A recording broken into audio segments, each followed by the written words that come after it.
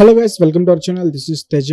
అయితే బుల్లితెర నటుడు చంద్రకాంత్ చనిపోయిన తర్వాత మొత్తం సినీ పరిశ్రమ అంతా కూడా తీవ్ర దిగ్భ్రాంతికి లోనయ్యారు. సో ప్రస్తుతం అయితే మనం చంద్రకాంత్ గారి తండ్రి గారి దగ్గరికి వచ్చాం. అసలు చంద్రకాంత్ మూవీస్లోకి కానీ, సినిమాల్లోకి కానీ, సీరియల్స్లోకి కానీ అసలు ఎలా వెళ్ళాడు, ఎలాంటి ప్రోత్సాహం మీరు తనకు అందించారు, ఎందుకు తర్వాత మళ్ళీ తన ఫ్యామిలీ నుంచి వీడిపోయి సెపరేట్గా ఉంటున్నాడు, ఇదంతా కూడా తెలుసుకునే మనం ప్రయత్నించేద్దాం. సార్ నమస్తే అండి. సార్ సో ముందుగా మిమ్మల్ని బాధ పెడుతున్నందుకు క్షమించండి సార్. అయితే ఈ చంద్రకాంత్ అసలు చిన్నప్పటి నుంచి ఎలా ఉండేవాడు, ఇక్కడ మీ దగ్గర ఎలా పెరిగాడు? చిన్నప్పుడు చాలా బాగున్నాడు. పెళ్లి చేసుకునేంత వరకు బాగానే ఉన్నాడు. ఒక అమ్మాయిని ప్రేమించాడు. వాళ్ళు లవ్ మ్యారేజ్ చేసుకుంటామని చెప్పడం జరిగింది. మేము నిరాకరించాము. మా ఆధార్ కాస్ట్ ఆమె, నేను ఆమెనే చేసుకుంటా లేకుంటే ఎవరిని చేసుకుంటామని చెప్పడం జరిగింది.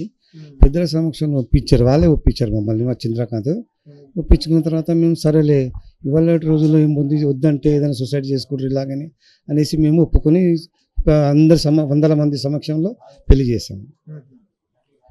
అంటే చందుకి ముందు లవ్ మ్యారేజ్ జరిగింది. చందు మొదటి మ్యారేజ్ ఈమె ఇప్పుడు శిల్ప గారు. అయితే మరి తర్వాత ఏమైంది అసలు, ఎందుకు అతను మీ ఫ్యామిలీకి దూరం అయిపోయాడు? ఇవన్నీ కూడా న్యూస్లో బాగా వైరల్ అయిపోతున్నాయి.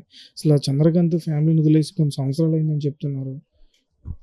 చంద్రకాంత్ 5.5 సంవత్సరాల నుంచి మా ఇంటికి రావడం కానీ, వాళ్ళ భార్యను పట్టించుకోవడం కానీ జరగటం లేదు. దీనివల్ల అంటే త్రినేని సీరియల్ మొదట స్టార్ట్ అయింది అతని లైఫ్లో. అంతకుముందు పీటీ సార్గా స్కూల్లో ఉద్యోగం చేసేవాడు. త్రినేని సీరియల్లో మెల్లిగా మెల్లిగా మెల్లిగా మెల్లిగా పికప్ అవుతా ఉన్నాడు. అందులో ఈమె ఫ్రెండ్షిప్గా పరిచయం అయింది, అక్కడ సీరియల్లోనే అయింది.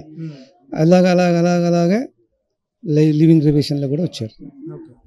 ఆ విషయం ఎప్పుడన్నా మీతో పర్సనల్గా షేర్ చేసుకున్నాను, నాన్నగారు ఇలాంటి తప్పు ఒకటి చేస్తున్నానండి అయితే మేమన్నా, నాకు ఆమెనే ఇష్టము, నేను ఆమెతోనే ఉంటా. సరే నువ్వు ఇట్లా ఎందుకు అంటున్నావు, మరి అట్లాంటప్పుడు నువ్వు లవ్ మ్యారేజ్ చేసుకున్నావు, 15-16 సంవత్సరం వెనుక శిల్ప ఇంటికి పోయి బాధ పెట్టి ఆమెనే చేసుకుంటాను చెప్పడం జరిగింది. మరి ఇప్పుడే ఇలా చేస్తున్నావు అంటే, నాకు చాలా ఇష్టం ఆమె, నా ఇష్టం, నా దేవత పవిత్ర జయరామ్ గారు అంట అతనికి, ఇలా చెప్పడం జరిగింది. సరే ఇక మీ ఇష్టం ఉన్నప్పుడు మేమేం చేయలేము. ఇక ఆమె ఇక్కడ విడిగా ఉన్న తర్వాత ఆమె ఖర్చులకి నెలకు 30,000 రూపీస్ గూగుల్ పే చేస్తాం ఫ్యామిలీకి, వాళ్ళ భార్య అలాగే ఉంటుంది. మా ఇంట్లో మా అమ్మడి ఉండదు. ఇప్పుడు చనిపోయిన తర్వాత ఆమె ఇక్కడికి వచ్చింది. ఇప్పుడు ఎవరు లేరు ఆమెకి అక్కడ. అమ్మ లేదు, నాన్న లేరు. ఉన్నా కూడా లేకుండా నాన్న కానీ అమ్మ చనిపోయింది. ఆ రెంట్ హౌస్లో మాకు ఎటువంటి కార్యక్రమం జరగనివ్వరు ఇక్కడ ఈ ఏరియాలో. సొంత ఇంట్లో ఉండాలంటే ఆమెకు దిక్కు నేనే, నా కన్న కొడుకు కాబట్టి నేను ఇక్కడ వేసుకొని ఈ కార్యక్రమం జరిపిస్తున్నా. ఇప్పుడు ఆమె ఇక్కడే ఉంటుంది 16వ తారీఖు నుండి. అతను నాకు 16వ తారీఖు లాస్ట్ కలిశాడండి. కలిసాడు, చెప్పాడు, డాడీ నేను పవిత్ర జయరామ్ దగ్గరికి వెళ్ళిపోతున్నా 2 రోజుల కంటే ఎక్కువనే ఉండను. నా భార్య పిల్లని సొంతంగా మీరు చూసుకోవాల్సిన బాధ్యత మీకు అప్పచెప్తున్నాను అని చెప్పడం జరిగింది. నా దేవత పిలుస్తున్నది, నేను వెళ్ళిపోతా అలా చెప్పాడు. మందలించే ప్రయత్నం చేయలేదా? అదే 16వ తారీఖు 17వ తారీఖు మందలించాము. ఒక 10 మంది సమక్షంలో పెద్దవాళ్ళని కూర్చుండబెట్టి చెప్పడం జరిగింది. అంటే అన్నట్టు నేను అలాంటి పని చేయను, గట్టిగా చెప్తున్నాను చెప్పడం జరిగింది. అందరూ బెదిరించారు పెద్ద మనుషులు, నా బాబాయ్, మా అన్న, మా తమ్ముడు ఇలాంటి పనులు చేయడం. నా పెద్ద కొడుకు కూడా చెప్పడం జరిగింది, ఇలా పని చేయడం తప్పనేసి చెప్పడం జరిగింది. నేను చెయ్య అని చెప్పడం జరిగింది. అంటే మరి ఇది జరిగిన తర్వాత, ఇట్లా మాట్లాడిన తర్వాత ఒకసారి పిల్లల్ని చూపించారు అతనికి, అంటే పిల్లల్ని చూసున్నా ఆగేవాడేమో కదా. ఆ రోజు సమక్షంలో పిల్లలు కూడా ఉన్నారు, భార్య కూడా ఉన్నది. ఆ రోజు ఆ మాట్లాడిన ఆమె కూడా చెప్పాడు ఈ మాట. మా అందరి ముందు భార్య కూడా చెప్పాడు, శిల్ప నేను 2 రోజులే ఉంటాను, బ్రతకను, ఎక్కువ రోజులు బ్రతకను, ఈ 2 రోజులే ఉంటాను, దాని తర్వాత పవిత్ర జయరామ్ దగ్గరికి వెళ్ళిపోతున్నాను చెప్పడం కూడా జరిగింది. ఆమె కూడా పిల్లలకు కూడా చెప్పాడు. పిల్లలను నాకు బాధ్యత అప్పగించాడు. పవిత్ర జయరామ్కి చంద్రకాంత్కి పిల్లలు ఉన్నారా? 20-21 సంవత్సరం పిల్లలు ఉన్నారండి. అబ్బాయి చాలా పెద్దవాడు, అమ్మాయి 19-18 సంవత్సరాలు ఉన్నారు. అంటే వీళ్ళిద్దరికి, ఆమెతో వచ్చిన వాళ్ళు కాకుండా వీళ్ళిద్దరికి ఉన్నారని అడుగుతున్నా. పిల్లలు ఒక బాబు ఒక పాప. ఇప్పుడు అక్కడ కూర్చున్న వాళ్ళు శిల్పం మొదటి భార్య, మా కోడలు. సార్ అసలు వాళ్ళిద్దరికి, పవిత్ర జయరామ్కి చంద్రకాంత్కి మ్యారేజ్ అయిందా అవ్వలేదా? మేము అడిగాము. మాకు యూట్యూబ్లో అన్ని ఛానల్స్ పెడుతున్నారు వాళ్ళు, ఏంటి విపరీతంగా చండాలంగా చెడ్డగా ఎక్కడ ఏది ఖరాబ్ పని చేసినా చెడు పని చేసినా స్విమ్మింగ్లో కానీ పబ్లో కానీ అని ఎక్కడైనా షూటింగ్లో కానీ చేస్తే కరెక్ట్ డైరెక్ట్గా ఆమెకు పంపడం జరగడం తప్పురా ఇదని చెప్పడం జరిగింది. ఆమె బజార్లో ఏదైనా సామాన్లు వస్తువులు కొనుక్కోవడానికి పోతే బజార్లో ఇతర లేడీస్ ఏం చేస్తారు, అరే శిల్ప నీకు అమ్మవాడా లేకపోతే ఆమెకు అమ్మవాడు అంత గలీజ్గా ఫోన్లలో పెడుతున్నాడు, నా భార్య అని చెప్పుకుంటున్నాడు నిజమా అని అడిగారు.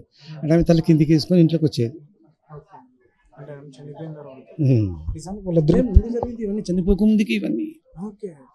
5 సంవత్సరాల నుంచి అక్కడనే ఉన్నాడు, మా ఇంటికి వస్తలేడు, కుటుంబం దగ్గరికి వస్తలేడు, భార్య పిల్లల దగ్గరికి కూడా వస్తలేడు, వాడు వేరే రెంట్ హౌస్లో ఉన్నాడు. కాకపోతే వాళ్ళని చూసుకోవడానికి అక్కడ నుండి ఫోన్పే చేస్తాడు, ఎవ్రీ మంత్ 30,000 రూపీస్ ఖర్చులు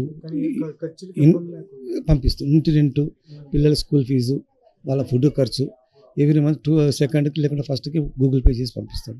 మేము అడిగేవాళ్ళం మా కోడలు కానీ, ఏమో ఎట్లా జరుగుతుంది మీ కాపురం ఎట్లా జరుగుతుంది, వాడు 8 సంవత్సరాలు ఎంత వస్తలేడు, పట్టించుకోలేడు, పిల్లల్ని అడుగుతలేడు అంటే, లేదు మామయ్య మాకు కొంత అమౌంట్ అయితే పంపిస్తుంది ఖర్చులకు సరిపోయేంత అని చెప్పడం జరిగింది. మళ్ళీ ఒకటి ఉంటే ఏంటంటే మళ్ళీ ఒక్కోసారి మధ్యలో అక్కడే మా దగ్గర రాడు, అక్కడే శిల్ప వాళ్ళ ఇంటికి పోయేవాడు. ఎప్పుడు అంటే ఏ రాత్రి అంటే 2 గంటలకు 3 గంటలకు 1 గంటకు వస్తాడు, తాగేసి వచ్చి కొట్టడము, ఇబ్బంది పెట్టడము, తిట్టడము జరిగి అక్కడ. ఆమె ఇక్కడికి 2 గంటల రాత్రి మాకు వచ్చి చెప్పేది, ఇక్కడ వెనక బ్యాక్ సైడ్ గదిలో కిరాయికి ఉన్నారు అక్కడ, ఇప్పుడు అక్కడికి ఇక్కడ వచ్చి మాకు చెప్పేది. సరే మేము ఇద్దరం వెళ్ళి మందలించే వరకు పారిపోతాడు అక్కడి నుంచి, మాకు కలవడు, మాకు ముంగట రాడు. ఇలా చేశాడు, ఆమె చాలా ఇబ్బంది పెట్టాడు, చాలా బాధలు పెట్టాడు ఆమెకి.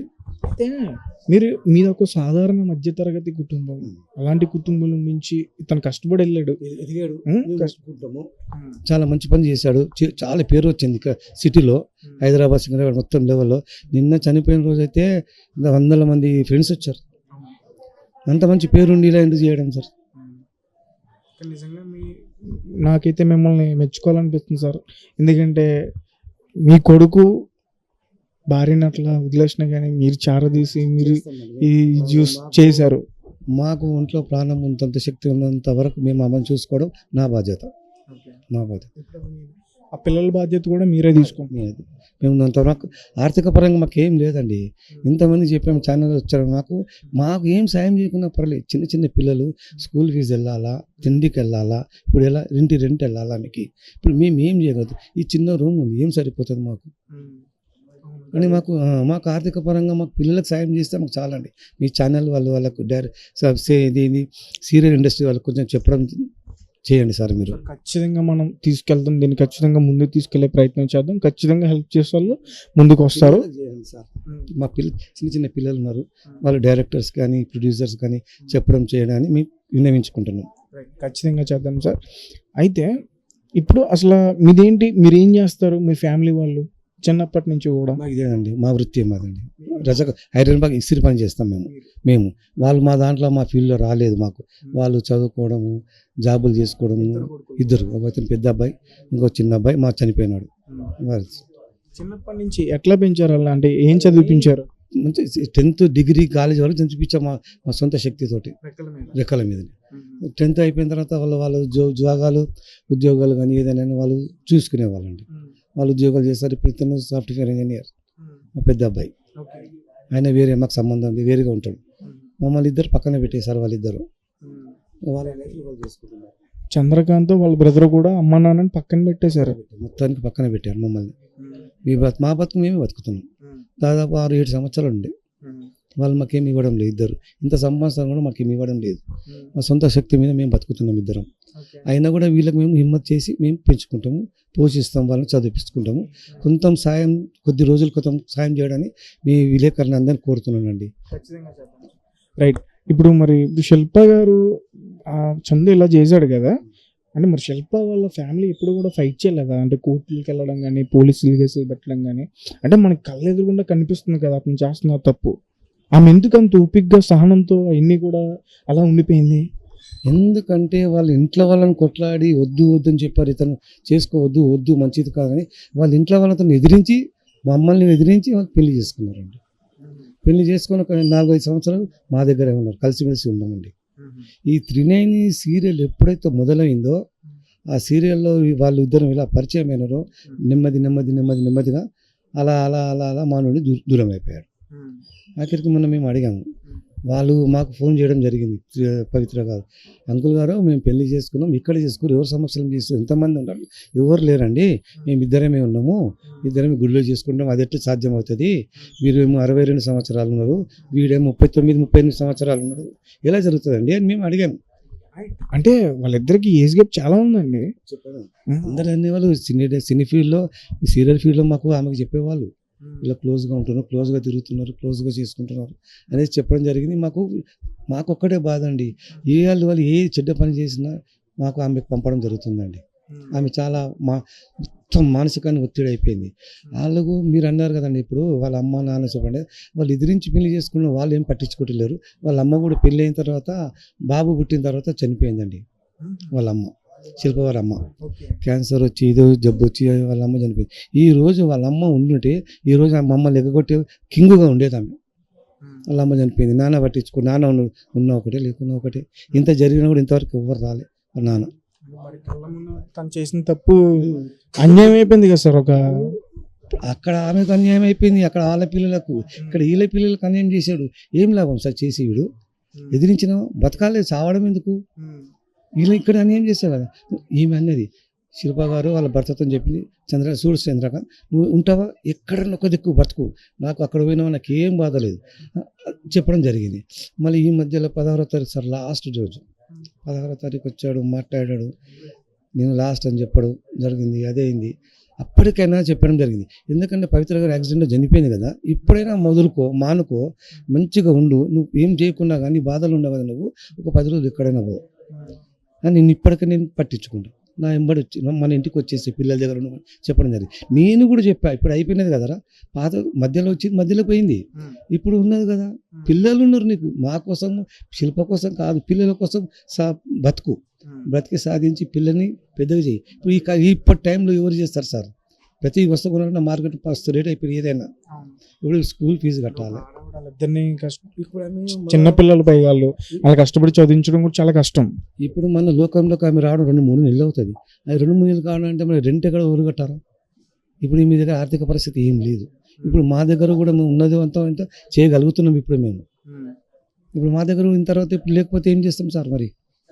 అందువల్ల మేము ఏదన్నా కొంచెం దయచేసి ఆ చేసిన యాక్టర్ సినీ ఫీల్డ్లో సీరియల్లో కొంచెం దయచేసి మీ తరపు నుండి అయినా ఎవరి తరపు నుండి వాళ్ళ పిల్లలకు కొంచెం ఆర్థిక సాయం చేయమని కోరుతున్నానండి.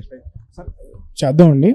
ఈ ఆమె ఫోన్ చేసి చెప్పింది మీకు, చెప్పారు పెళ్లి చేసుకుంటున్నామండి మేము చెప్పింది, మస్తుగా తిట్టినాం, ఫోన్లో తిట్టితే మస్తుగా తిడితే మేము పెళ్లి వీళ్ళకి లివింగ్ రిలేషన్ ఎప్పటి నుంచో ఉన్నది. పెళ్లి చేసుకున్న తర్వాత వాళ్ళిద్దరికి పిల్లలు ఉన్నారా లేరా? వాళ్ళకు సొంతంగా పుట్టిన వాళ్ళు లేరు. ఆమె ఎక్కడ సార్, ఆమె 62 సంవత్సరాలు. అప్పటికి వాళ్ళకు ఫస్ట్ భార్య పిల్లలు ఉన్నారు, భర్త పిల్లలు ఉన్నారు, ఇద్దరు ఉన్నారు వాళ్ళకి. వీళ్ళు ఎక్కడ, వీళ్ళ ఏజ్ ఎక్కడ, వాళ్ళ ఏజ్ ఎక్కడ సార్ పిల్లలది. సో గైస్ చూసారు కదా చంద్రకాంత్ గురించి వాళ్ళ ఫాదర్ ఎంత బాధపడుతున్నారో.